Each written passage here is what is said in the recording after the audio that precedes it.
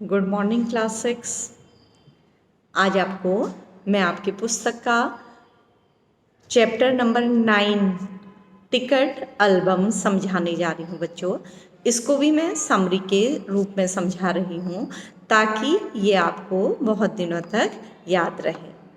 तो इसके लेखक जो हैं सुंदरा रामास्वामी हैं बच्चों। तमिल में लिखा गया है लेसन और इसका हिंदी अनुवाद किया गया है सुमति अय्यर के द्वारा। तो ये लिखा किस में गया है? मूल रूप से तमिल में लिखा गया लेसन है। तो बच्चों लगभग हमारे देश में या जहाँ भी बच्चे होते हैं वो सब एक से होते हैं। आपको इस पाठ को पढ़कर पता लगेगा कि छोटे छोटे बच्चों में छोटी छोटी चीज़ों के बीच में कंपटीशन होता है कि उसके पास ये चीज़ ऐसी है तो मेरे पास क्यों नहीं है। कभी कभी हम ऐसी चीज़ों को दूसरों से छीन लेते हैं या चुरा लेते हैं। तो इस पाठ में यही बताया गया है। इसमें दो बच्चे हैं बच्चों, राजप्पा एक बच्चा है और दूसरा है नागराजन। दोनों एक ही कक्षा के स्टूडेंट हैं, छात्र हैं। तो पहले जो राजप्पा था बच्चों, उसके पास टिकट एल्बम थी। आपको पता होगा कि आज से मुझे लगता है 20 साल पहले या 10 साल पहले टिकट्स, जो चिट्ठियों में टिकट्स आते थे, स्टैम्प आते थे, उनको इकट्ठा करना एक शौक हुआ करता था। धीरे धीरे अब चिट्ठियाँ बंद हो गई हैं और टिकट भी लगभग क्या हो चुके हैं, बंद हो चुके हैं।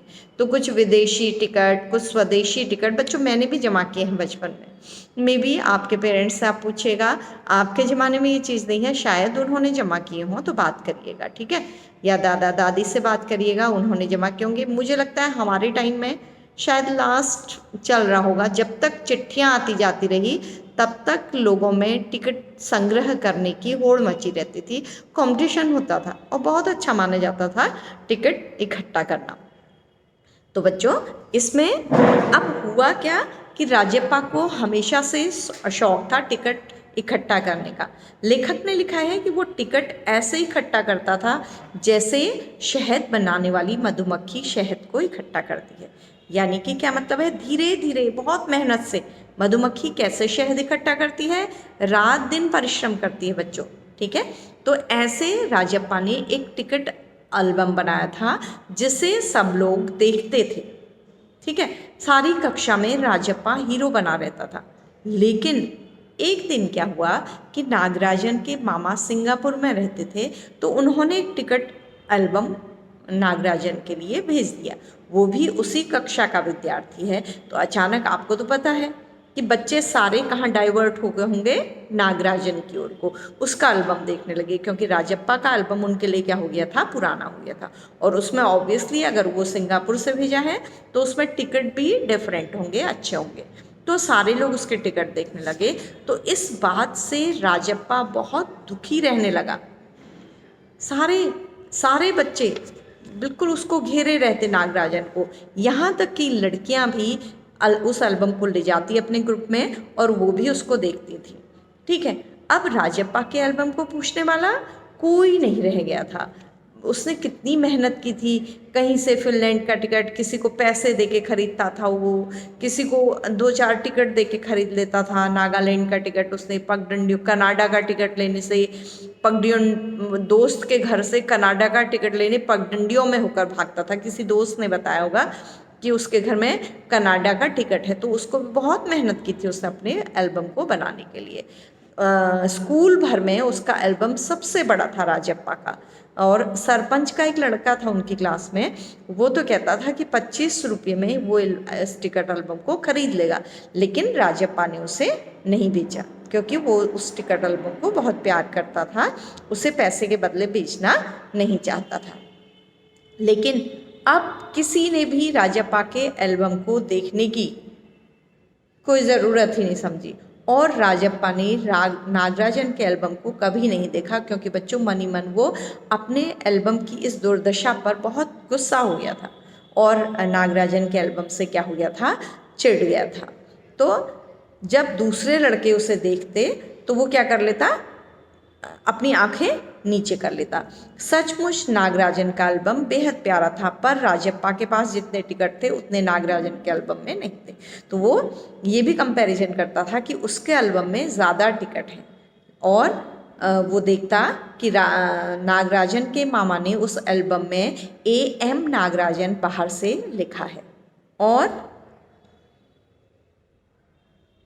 और उसमें लिखा था कि इस एल्बम को चुराने वाला बेशर्म है। ऊपर लिखे नाम को कभी देखा है? यह एल्बम मेरा है। जब तक हरी घास हरी है और कमल लाल सूरज जब तक पूरब से उगे और पश्चिम में छिपे, उस अनंत काल तक के लिए यह एल्बम मेरा रहेगा। ये नागराजन ने उसमें लिख दिया था। लड़कों ने उसे अपने एल्बम में उतार लिया। तो लड़कों ने भी जो एल्बम बनाए थे, इस नोट को उन्होंने अपने एल्बम में भी उतार लिया। तुम लोग यह नकल क्यों करते हो, नकलची कहीं के। राजप्पा ने लड़कों को घुड़की दी। सब चुप रहे, पर कृष्णन से नहीं रहा गया। उसने डांटा कि ऐसे तुम उसका क्यों नकल कर रहे हो। तो कृष्णन ने कहा, ये तो जलता है इस एल्बम से, इसलिए ऐसा कह रहा है। तो धीरे धीरे बच्चों राजप्पा मन ही मन बहुत गुस्सा होने लगा। अब उसे स्कूल जाना भी अच्छा नहीं लगता, क्योंकि वहाँ जाते ही उसे नागराजन के एल्बम की बात सुनाई देती। देखिए पैराग्राफ में लिखा है, 62 पेज में देखिएगा। राजप्पा मन ही मन कुढ़ गया मतलब गुस्सा हो गया। स्कूल जाना अब खलने लगा, यानी कि अच्छा नहीं लगता। लड़कों के सामने जाने में शर्माने लगी। आमतौर पर शनिवार और रविवार को टिकट की खोज में लगा रहता, परंतु अब घर घुसा हो गया था। अब घर से बाहर ही नहीं निकलता था। दिन में कई बार एल्बम को पलटता, रात को लेट जाता। सहसा जाने क्या सोचकर उठता, ट्रंक खोलकर एल्बम निकालता और एक बार पूरा देख जाता। उसे एल्बम से चिढ़ होने लगी थी। उसे लगा एल्बम वाकई कूड़ा हो गया। तो उसने भी सोच लिया कि उसका एल्बम बेकार हो गया। तो उसने मन ही मन बच्चों एक योजना बना डाली।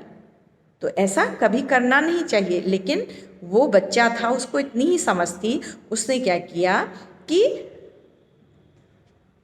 उस शाम उसने जैसे तय कर लिया, वह नागराजन के घर गया।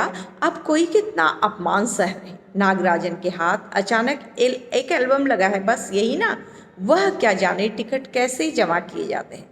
तो उसने समझा कि नागराजन को तो बना बनाया एल्बम मिल गया, तो ये कोई बहुत अच्छी बात थोड़ी है। तो उसके पास जितने भी फालतू टिकट हैं उन्हें टरका कर उससे अच्छी टिकट झाड़ लेगा। कितनों को तो उसने यूं ही उल्लू बनाया है, कितनी चालबाजी करनी पड़ती है। नागराजन भला खिस खेत की मूली है। तो वो समझ रहा था कि नागराजन से थोड़े टिकट लिया गया। राजप्पा नागराजन के घर पहुंच गया। चूंकि वह अक्सर आ जाया करता था, किसी ने टोका नहीं। और कुछ देर बाद नागराजन की बहन आई। उसने कहा कि भैया यहाँ नहीं है, तुमने भैया का एल्बम देखा? उसने पूछा। हूँ। राजप्पा को हाँ कहने में हेकड़ी हो रही थी। हूँ कहा उसने। बहुत सुंदर एल्बम है। सुना है स्कूल भर में किसी के पास इतना अच्छा एल्बम नहीं है। ये उसकी बहन ने कहा। तुमसे किसने कहा? भैया ने। तो भैया ने अपने घर में कहा होगा। बड़े से क्या मतलब हुआ, आकार में बड़ा हुआ तो एल्बम बड़ा हो गया। उसकी चिड़चिड़ाहट साफ थी। तो कामाक्षी वहीं रही, फिर नीचे चली गई और राजप्पा को वहीं पर बिठाकर नीचे चली गई। तो उसने दराज में उसने ताले को खींच कर देखा, ताला बंद था दराज में। उसको वो देख रहा था कि राजप्पा का एल्बम कहाँ रखा होगा। तो उसको चाबी मिल गई। तो उसने क्या किया कि चाबी से उस दराज को, ड्रॉअर को खोल लिया और एल्बम ऊपर ही रखा था। और उसने उन वाक्यों को पढ़ा जिसमें लिखा था कि इसको चोरी कोई नहीं करेगा, ये नागराजन का एल्बम है। और अलमारी के पास गया और पीछे की ओर उसने एल्बम को छिपा दिया। उसने सीधा बाहर आकर झाँका, पूरा अलमारी पीछे की ओर एल्बम छिपा लिया। अपने कपड़ों के पीछे उसने एल्बम को क्या किया, छिपा लिया। बच्चों उसने एल्बम को क्या किया, चुरा लिया नागराजन के घर से और सीढ़ियाँ उतरकर अपने घर की ओर भाग गया। एल्बम चुरा कर भाग गया। 8 बजे अप्पू आया। हाथ पांव हिलाकर उसने पूरी बात कह सुनाई। सुना तुमने? तो रात 8 बजे उसके क्लास का एक दूसरा दोस्त आया। उसने उसको बताया कि नागराजन का एल्बम खो गया। हम दोनों शहर गए हुए थे, लौट कर देखा एल्बम गायब। राजप्पा चुप रहा। उसने अप्पू को किसी तरह टाला। उसके जाते ही उसने कमरे का दरवाजा भेड़ लिया, अलमारी के पीछे से एल्बम निकाल कर देखा, फिर छिपा दिया। डर था कि कहीं देख न ले कोई। इसके बाद अप्पू दोबारा आया और नागराजन के पास होकर आया था वो, तो उसने कहा तुम भी उसके घर गए थे। राजप्पा की सांस ऊपर की ऊपर और नीचे की नीचे, डर गया वो। कामाक्षी ने कहा कि हमारे जाने के बाद खाली तुम वहाँ आए थे। अप्पू बोला। राजप्पा को समझते देर नहीं लगी कि उस पर सब शक करने लगे हैं। फिर उसने बताया कि उसके पिता पुलिस हैं, वो इंक्वायरी करेंगे। तो राजप्पा के पापा तो उसके पापा डीएसपी दफ्तर में ही तो काम करते हैं। वह पलक झपकते ही पुलिस की फौज हाजिर। अप्पू जैसे आग में घी का काम कर रहा था, तो उसने उसको डराने के लिए कहा होगा। तो इसके बाद राजप्पा के पापा जब ऑफिस चले गए तो राजप्पा बिस्तर में बैठा था, वो डरा हुआ था स्वयं ही। तभी खटखटाहट क्या आवाज आई, तो उसे लगा पुलिस आ गई। बच्चों, वो डरा हुआ था। तो पुलिस ने अगर तलाशी ली, कौन है, अरे दरवाज़ा क्यों नहीं खुलता, अम्मा भीतर से चिल्लाई। थोड़ी देर और हुई तो अम्मा खुद ही उठकर चली जाएंगी। तो राजप्पा पीछे की ओर भागा, जल्दी से बाथरूम में घुसकर दरवाज़ा बंद कर लिया। अम्मा ने अंगीठी में गर्म पानी की देगची चढ़ा रखी थी, तो बाथरूम में अंगीठी जल रही थी। उसमें बच्चों गीजर और हीटर नहीं होते थे उन दिनों, तो अंगीठी में पानी गर्म हो रहा था। तो उसने डर के मारे कि पुलिस पकड़ लेगी, कोई आ जाएगा, उसने क्या किया, एल्बम को अंगीठी में डाल दिया। एल्बम जलने लगा। कितने प्यारे टिकट थे, राजप्पा की आंखों में आंसू आ गए और उसने सारे एल्बम को क्या कर डाला, जला डाला। तभी अम्मा की आवाज़ आई, जल्दी से आ तो नहाकर, नागराजन तुझे ढूंढता हुआ आया है। राजप्पा ने निकर उतार दी, गीला तौलिया लपेट कर बाहर आ गया। कपड़े बदल कर वो ऊपर गया। नागराजन कुर्सी पर बैठा हुआ था। उसे देखते ही बोला, मेरा एल्बम खो गया यार। उसका चेहरा उतरा हुआ था, काफ़ी रोकर आया था शायद। तो राजप्पा ने पूछा, कहाँ रखा था? शायद दराज में, शहर से लौटा तो गायब। नागराजन की आंखों में आंसू आ गए। राजप्पा से चेहरा बचाकर उसने आंखें पोंछ ली। रो मत यार, राजप्पा ने उसे पुचकारा। वह फपक फपक कर रो दिया। राजप्पा झट नीचे उतर आया। 1 मिनट में वो ऊपर नागराजन के सामने था। उसके हाथ में उसका अपना एल्बम था। अपना एल्बम ले आया वो। उसने कहा, ले, मैं तुझे अपना एल्बम दे रहा हूँ, बहला रहे हो यार। नागराजन को यकीन नहीं आया। नागराजन को यकीन नहीं हुआ कि जो अपने एल्बम से इतना प्यार करता है वो उसको कैसे दे सकता है। उसने कहा, नहीं, मैं तुम्हें सचमुच दे रहा हूँ। राजप्पा भला अपना एल्बम उसे कैसे दे दे, कैसा चमत्कार। नागराजन को यकीन नहीं हो रहा था, लेकिन राजप्पा बार बार अपनी बातें दोहरा रहा था। तो लास्ट में नागराजन ने राजप्पा का एल्बम अपने पास रख लिया। क्यों, तुम्हें एक भी टिकट नहीं चाहिए? उसने बड़े आश्चर्य से पूछा। नहीं, वो दृढ़ता से बोला। पर तुम कैसे रहोगे बगैर टिकट के? रोता क्यों है यार?